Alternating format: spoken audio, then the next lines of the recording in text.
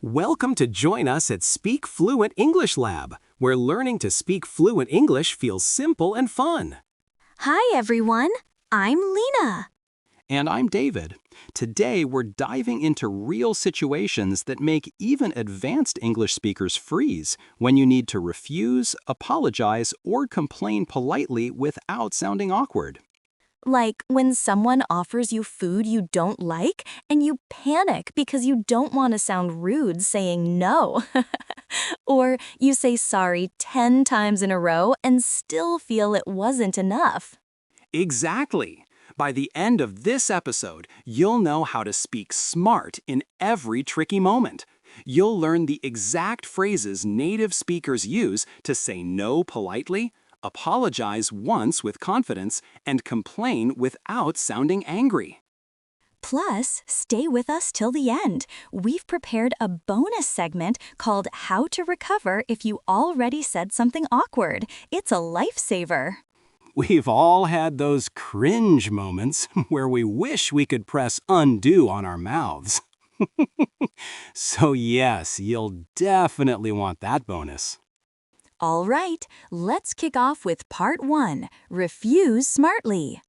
Refusing is hard because you want to say no but still sound like a nice person. So here's our secret formula. Thank plus reason plus soft ending. It's simple and it works in every context. You start with a thank you to show respect, then give a short reason, and finish with a kind tone. The listener feels respected even when you're saying no. Example phrase, I'd love to, but I've already got plans that day. That one sentence does all 3 steps at once. Exactly. Your friend says, "Come to our barbecue Saturday." You smile and say that line. They reply, "Oh, okay, next time then." Easy, friendly, and no guilt. But if you just say, no, I can't, it feels cold even if you didn't mean it that way. Tone and structure make all the difference. Exactly. In English, we often pad our refusals with softeners like "thanks for asking" or "I really appreciate the offer." Those few words protect the relationship. Let's imagine a work scene. Your manager says, can you join another meeting tonight? You answer, I wish I could help, but I'm at capacity this week. It's firm but kind. And notice the magic. I wish I could shows empathy before your boundary. It's why native speakers sound cooperative even when they're saying no. Another good one is I appreciate your understanding. You can use it after you've refused to wrap up politely. Yes, someone asks, "Could you cover my shift?" You say, "I can't this time, but I really appreciate your understanding." That's the perfect mix of professional and pleasant. And when a street vendor tries to sell you something, try I appreciate it, but I'm good, thank you. It's short, polite, and gets you out fast. Exactly. You sound like a gentleman or lady, not a robot who just says no. Here's why it works psychologically. You start positive, so the listener's brain relaxes. That makes them more willing to accept your boundary. Yes, you lower their defensive filter. That's why good communicators sound both clear and calm. I once used this with a friend who invited me to a party I really didn't want to attend. I said, thanks so much, but I'm keeping this weekend for myself. She laughed and said, good for you. Enjoy your me time. That's a win. See? Honest but kind. That's exactly how fluency feels in real life. Let's go a bit deeper into the psychology. When you refuse clearly, people trust you more. If you always say yes, they sense hesitation. If you say no politely, they see strength. Exactly. Fluent English isn't about never offending anyone. It's about being honest in a calm way. That's why we say speak smart, not speak perfect. Here's another scenario. You're in a cafe and a colleague spots you. They say, "Oh, stay for another coffee." You actually need to head back to work. You smile and say, "I'd love to, but I need to get back to the office before 3." Nice! You gave a reason, used friendly tone, and no one's offended. Your colleague probably says, "No worries. See you later." Conversation closed. No guilt attached. Notice the rhythm. I'd love to, but I need to. It flows like music. Tone and pace matter as much as words. Right. If you rush the but, it sounds defensive. If you keep it smooth, it sounds balanced. Try saying it slowly with a little smile.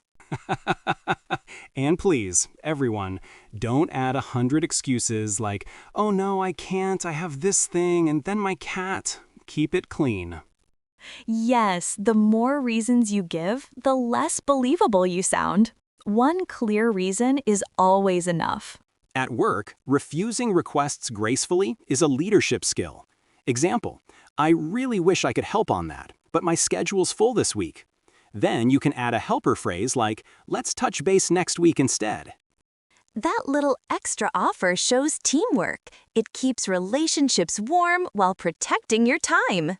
I once had a colleague who always said yes, then missed deadlines.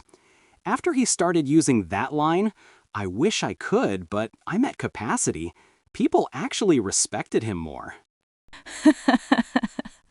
Because boundaries build credibility. Saying no the right way shows maturity, not rejection. Let's give everyone 3 quick daily phrases to practice. Ready? Okay, number 1. Thanks for thinking of me, but I'm going to pass this time. Great for social invites. Soft, yet final. Number 2. I really appreciate it, but I can't right now. Perfect when someone offers help or favor you don't need. And number 3, maybe another time. It's short, cheerful, native-like. What I love about these is they're emotionally safe for both sides. You're kind but clear, no confusion left hanging. Yeah, fluent English often feels like emotional intelligence in action. You're managing feelings while communicating ideas. Let's quickly review what we've learned in this part. Step 1, start with thanks to show respect. Step 2, add a reason, short and honest. Step 3, finish with a soft ending so the conversation stays friendly. Practice it out loud. Repeat these lines until they roll off your tongue naturally. Once you can say them without thinking, you'll never freeze in awkward moments again. Next, we'll talk about a phrase we all overuse, sorry. We'll teach you how to apologize once, sound genuine, and stay confident like a pro. Saying sorry is something every learner struggles with. We either say it too much or not enough. Let's fix that. A good apology has 3 clear steps: acknowledge, responsibility, reassure, or thank. Exactly. You say what happened, take ownership, and then show that you care or that you'll make it right. Example, "Sorry for the delay, thank you for waiting." You apologize once, then immediately shift to gratitude. It feels confident, not guilty. Another one? I'm sorry about the confusion. I appreciate your patience. Short, sincere, balanced. But please, don't say, "Oh, I'm so sorry, I'm terrible." That sounds dramatic and makes the other person uncomfortable. Yes, over-apologizing actually puts pressure on the listener. A confident speaker fixes the situation, not their self-esteem. The moment you say sorry once, move forward. Add something positive. "Thanks for understanding. I'll sort it right away." Or, "Let's get back on track." That's how professionals keep conversations smooth. The apology isn't the focus. The solution is. Picture this. You arrive late to a meeting. Instead of repeating sorry, say, "Sorry I'm late. Traffic was heavier than expected. Thanks for waiting. Shall we start?" Everyone nods and moves on. Perfect! You sounded responsible and efficient. No awkward energy hanging in the room. Here's why it works. You end on gratitude, not guilt. The listener's brain registers positivity. Exactly. In British culture especially, we often use thanks to replace sorry. Like when you bump into someone, instead of sorry, you can say, thanks for your patience. I love that switch. It makes your tone proactive. Thanks for your patience says you appreciate their understanding rather than begging forgiveness. And it makes you feel better too. Less self-blame, more confidence. Let's go for few everyday scenes. Scene 1. In a cafe, you spill coffee. Say, so sorry about that, let me grab a napkin. You fix it right away. Polite and practical. Scene 2. Workplace email. You missed a document. Say, apologies for the oversight. The updated file is attached below. That sounds professional and calm. No drama, just responsibility. Scene 3. Social life. You forget a friend's birthday. Text them, I'm so sorry I missed your day. Hope you had a brilliant celebration. Yes, because it shifts focus from the mistake to their happiness. That's emotional fluency. Here's the deeper reason these work. The brain responds to emotional contrast. An apology followed by positivity resets the mood. So every time you say sorry, finish with a bridge, gratitude, reassurance, or kindness. Let's share 2 quick transformation lines. Weak, I'm sorry I'm late. Strong, thanks for your patience. Traffic was crazy today. It's the same situation, but one makes you sound flustered, the other sounds calm and in control. Exactly. Fluency is emotional control through tone. So our 3-step rule again: acknowledge, responsibility, reassure. Keep it short, natural, and kind. Right, everyone. We've covered how to refuse and how to apologize. Now let's look at the most delicate skill of all, complaining smartly. You'll learn how to handle problems smartly. Complaining in English can feel dangerous, right? You don't want to sound rude, but you also don't want to stay silent when something's wrong. Exactly. Some people explode, others avoid. The secret is balance. Firm words, friendly tone. The magic formula here is softener, specific issue, polite suggestion. That's how natives express dissatisfaction while keeping the mood calm. Let's break it down. You start with a soft opener, like, I'm sorry to bother you, or, excuse me, could I just check something? Then mention the issue directly. For example, you're at a restaurant and your soup arrives cold. You say, I'm sorry to bother you, but my soup's a little cold. Could you warm it up, please? The waiter will usually reply, of course, I'll fix that right away. See, you got what you wanted, and everyone's still smiling. The psychology is simple. Starting gently lowers tension. The staff don't feel attacked, they feel involved in solving the problem. Yes, and that's the art of fluent complaining. It's teamwork, not blame. My favorite is when British people complain by apologizing first. Like, sorry, but my steak's a bit overcooked. We say sorry to complain. So true. It's cultural politeness. The apology isn't guilt, it's tone management. It says, I'm calm, not angry. Exactly. And it works outside restaurants too. Imagine you've booked a hotel and your room isn't ready. You can say, excuse me, I just wanted to check if my room might be ready soon. That sentence keeps control. You're not shouting, you're nudging politely. The staff hears professionalism, not frustration. Another workplace example? I might be wrong, but I think there's been a small mistake on this invoice. You use humility, not accusation. And notice the word might. It's soft but powerful. It opens the door for correction without conflict. So here are 3 strong, calm complaint phrases.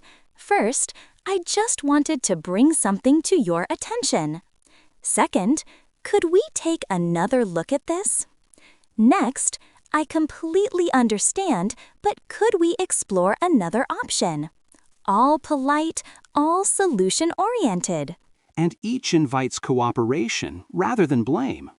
That's why fluent speakers rarely need to raise their voice. I once complained about a train cancellation by saying, I completely understand things get delayed, but could you tell me the next option? The staff smiled and printed my refund immediately. That's perfect real-life communication. Calm, clear, and you got results. Why it works? Because people respond to your energy before your words. If your tone says respect, they mirror it back. Exactly. Fluent communication isn't about knowing fancy vocabulary. It's emotional awareness in English form. So remember, soft opener, clear issue, polite suggestion. It's the triangle of smart complaining. Well said. And now, as promised, let's move to our bonus section, how to recover if you already said something awkward. Let's be honest, everyone's had that horrible flash where you say something and immediately think, oh no, that sounded wrong. Totally. It's that stomach drop moment. Your brain replays it 10 times while you're still smiling. The truth is, fluent speakers make those slips too, but they recover faster. They don't freeze. They just reset the moment naturally. Exactly. They follow a simple pattern. Acknowledge, lighten, move on. 3 short steps that show awareness and confidence. Step 1. Acknowledge lightly. Don't panic. Just flag it. Say, oh, that came out wrong, or I didn't mean it like that. That tiny line diffuses tension instantly. Because it tells people you're self-aware. You've noticed the awkwardness. They don't have to. The tension breaks right there. Imagine this. You're chatting with a colleague and you accidentally say, you look tired, meaning to sound caring. They look surprised. You smile and say, oh, that sounded a bit rude. I meant you must have had a busy week. And they'll probably laugh and say, oh, don't worry, you're right. The moment turns friendly again. That's real-life recovery. Quick, humble, human. Step 2. Lighten the tone. You can use humor, warmth, or curiosity, whatever suits your personality. For example, if you mix up names in a meeting, my brain's still loading, too many coffee cups today. Everyone laughs and the mistake disappears. Exactly. Humor works because it resets group energy. It says, I'm fine, you're fine, let's move on. And that's the key psychological shift. You move people's focus from embarrassment to connection. When they see you laugh kindly at yourself, they mirror that ease. It's empathy in action. Instead of defending yourself, you invite others to feel comfortable again. Once, during a presentation, I mispronounced a client's name. You could hear the room inhale. I smiled and said, oh dear, I've managed to rename you. Let me try again. Everyone laughed and the tension vanished. That's such a good example. It shows authority and humility at the same time. Powerful combo. Step 3. Move on. Don't apologize endlessly. Shift the topic confidently. Use lines like, anyway, as we were saying, or back to the main point. That's right. Moving on tells others the moment is over. If you linger, they feel awkward too. But if you steer forward, they follow your energy. Here's why it works psychologically. Humans mirror emotions. If you act stuck, they stay stuck. If you act relaxed, they feel relief. So emotional fluency is really leadership. You lead the atmosphere back to calm. I once said the wrong company name in a pitch. Nightmare, right? I laughed, corrected it, then said, "At least now you know I work with too many brilliant brands." Everyone smiled and the meeting continued smoothly. That's perfect. You turned a blunder into credibility. Because confidence isn't about never slipping, it's about recovering with grace. Exactly. People remember your recovery more than your mistake. It tells them you're genuine and adaptable. And that's why recovery lines matter. They show emotional maturity. You own your words and move forward. So to recap the recovery formula, acknowledge lightly, lighten the tone, and move on naturally. No drama, no panic, just calm correction and a smile. That's the real fluency secret. Not perfection, but resilience.